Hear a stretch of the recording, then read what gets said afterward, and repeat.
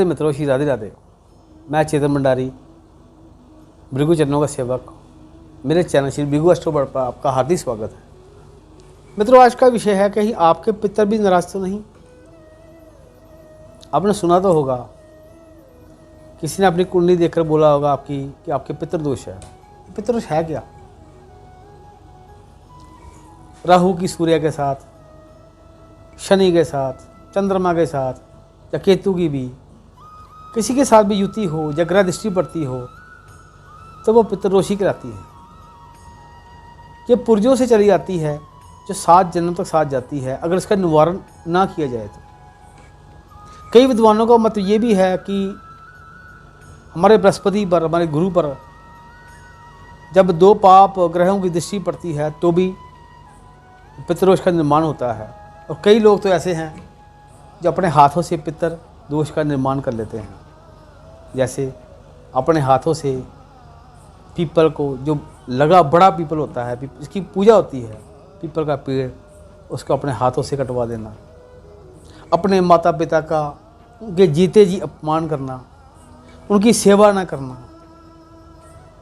उनके पास न बैठना, उनका तिरस्कार करना, ये पितृदोष की सबसे बड़ी निशानी होती है, जो आप अभी तो आपको ये समझ में नहीं आ रहा। आपका जब मैं आप कहता हूँ, इसका मतलब ये है जो लोग ये कर रहे हैं, उनको ये नहीं पता कि ये पितृदोष आगे जाकर उनको क्या तकलीफ देगा। क्योंकि मैंने देखा है कि पितृदोष के जो मुक्त भोगी हैं, जीवन में आगे ना बढ़ पाना, पैतृक संपत्ति में तनाव और ना ही मिल पाना, किसी प्रकार का सुख होते हुए भी उसका उपभोग न कर पाना, संतान का अपने से दूर हो जाना, साझीदारों में आपस में डिवाइडेशन हो जाना, तनाव परेशानी लगी रहनी, पति पत्नी के बीच में आपस में तनाव, ये बहुत से विषय हैं, बहुत से कारण हैं इसके पितृदोष के। अब ये बात यह है कि पितृदोष का निवारण कैसे किया जाए। तो साथियों, सबसे पहले तो इसका जो निवारण है वो तो है त्र्यंबकेश्वर मंदिर, जो नासिक के पास महाराष्ट्र में है।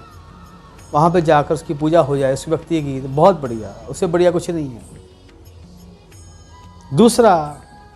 दूसरी बात को ध्यान से सुनिएगा। आप कहीं भी जाएंगे तो आपको ये बोला जाएगा पितृदोष है आप में, कोई टेंशन नहीं है, कल आ जाओ पूजा कर देंगे, परसों आपकी पूजा हो जाएगी। नहीं, पितृदोष की पूजा अगर आपने करवानी है तो आप करवाइए यजुर्वेदी वेद पाठी आचार्य से, वो भी अमावस्या को। आशा से अधिक लाभ होगा। तीसरा, अगर आप दोनों में से अभी कोई काम नहीं कर सकते तो आपको एक छोटी सी बात बताता हूँ। आप शनिवार को, किसी भी शनिवार को, जहाँ पे बिल का पेड़ लगा हो या बिल पत्र जो होते हैं उसका पौधा लगा हो, घर से कच्चा दूध गंगा उसका गाय माता का ले जाइए, उसकी जड़ में डालिए, साफ साफ पत्ते उनकी आगे लेकर, प्रभु की आगे लेकर 21 पत्ते ले आइए, उसको घर ले आइए, साफ़ कीजिए, धोइए, घर से कच्चा दूध साथ ले जाइए, थोड़े काले तिल ले जाइए और भगवान शंकर पर, शिवलिंग पर जाकर अर्पण कर दीजिए। आशा से अधिक लाभ होगा, यकीन मानिए। इसके अलावा अगर आपके लिए संभव है, पितरों का श्राद्ध तो आपको पता ही होगा कि बहुत ज़्यादा जरूरी है। पितरों का श्राद्ध करना बहुत ही ज़्यादा जरूरी है, वो भी किसी योग्य और उचित संस्कारी जो आपके वेद पाठी आचार्य हैं, अगर वो आके आपके घर में आ जाएं तो समझो कि भगवान ही आपके घर पे आ गए, आपके पितर ही आपके घर में आ गए। जिन्होंने अपने जीवन के इतने साल लगा दिए गुरुकुल में वेदों को कंठस्थ याद करके, आप सोचिए कि ऐसे आचार्य जब आपके घर पे आएंगे तो आपके घर का नक्शा क्या होगा। तो मित्रों, इसके अलावा यह भी अगर पॉसिबल नहीं है किसी वजह से, तो आप किसी भी ब्राह्मण देवता को अपने घर पे ले आइए, बड़े आदर सम्मान से उनके पैर धोकर शुद्ध सात्विक खाना उनको खिलाइए। उनके बाद में हाथ साफ करवाइए, उचित दक्षिणा फल फ्रूट देकर उनको विदा कीजिए, बहुत लाभ होगा। देखिए मित्रों, उपाय तो बहुत से हैं, लेकिन हमने अब ऐसे उपाय करने हैं कि जो अगर आप अपनी आदत डाल लें, अपने घर में ये आदत डाल लें, घर के सारे सदस्यों के बीच में करना क्या, आपने अमावस्या वाले दिन एक दिन पहले ही तैयारी कर लें। आपने कुछ सामग्री घर पे लेके आनी है। जैसे मैं आपको लिखा देता हूँ, आप स्क्रीनशॉट बाद में ले लीजिएगा।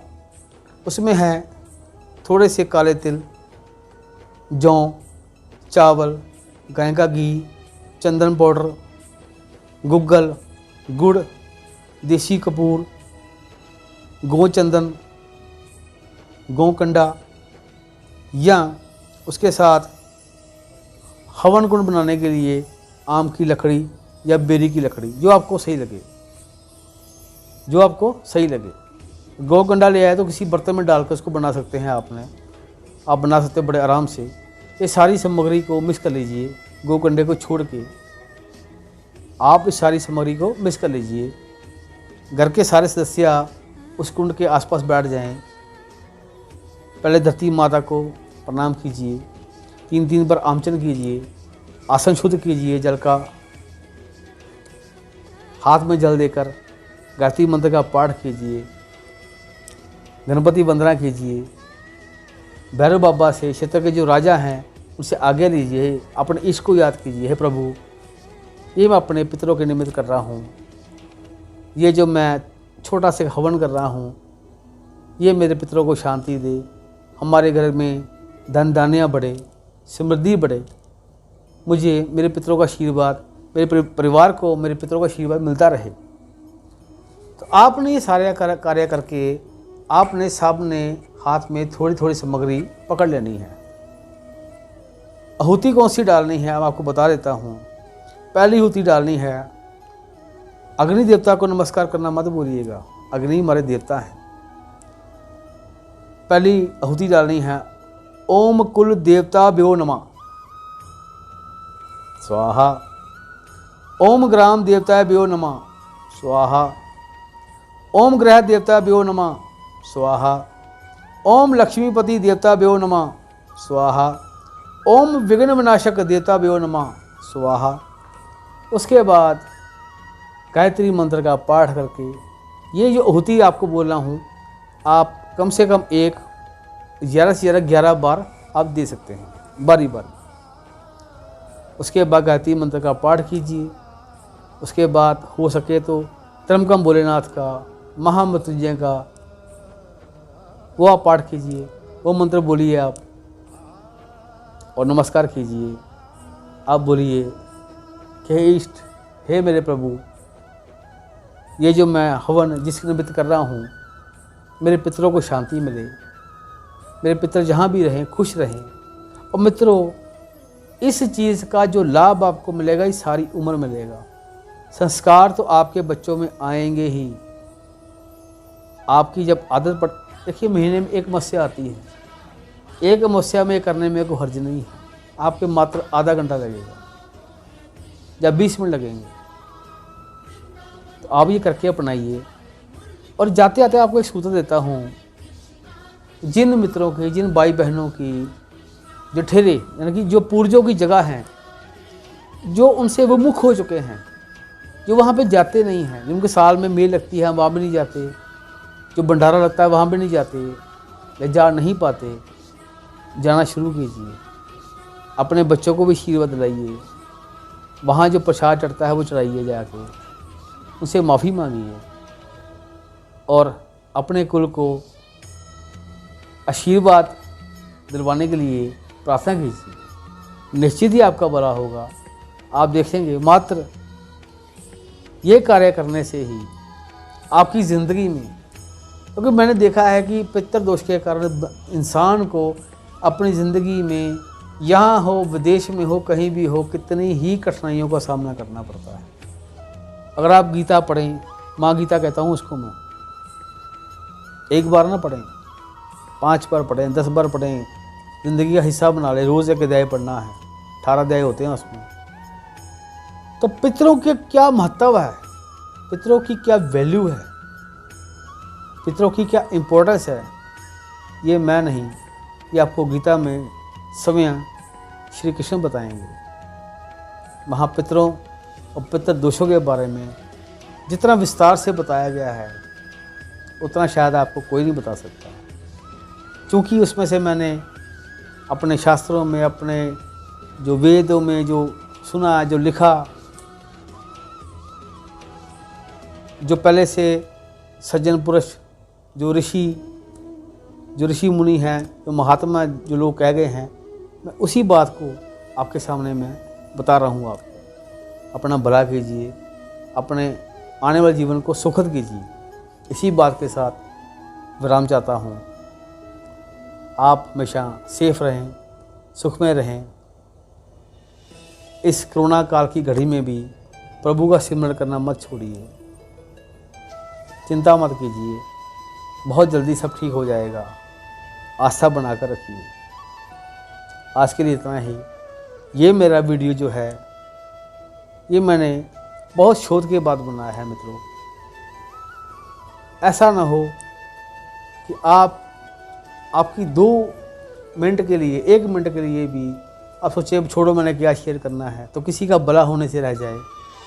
आपका मात्र एक उंगली दबाने से, लाइक बटन या सब्सक्राइब को या शेयर करने से किसी का भला होता है, किसी की ज़िंदगी में सुधार आता है। तो आपका कुछ नहीं जाता, आपका भला ही होगा, आपको पुण्य ही मिलेगा। कहते हैं कि जो तीर्थ कराते हैं, जो तीर्थ करने वाला है उसको तो पुण्य मिलता ही है, जो तीर्थ करवाता है उसको उससे भी ज़्यादा पुण्य मिलता है। पुण्य के भागी बनिए। तो मेरा साथ निभाइए मित्रों, श्री भृगु अष्टोवर्धन बताए गए मार्गों पर चलकर।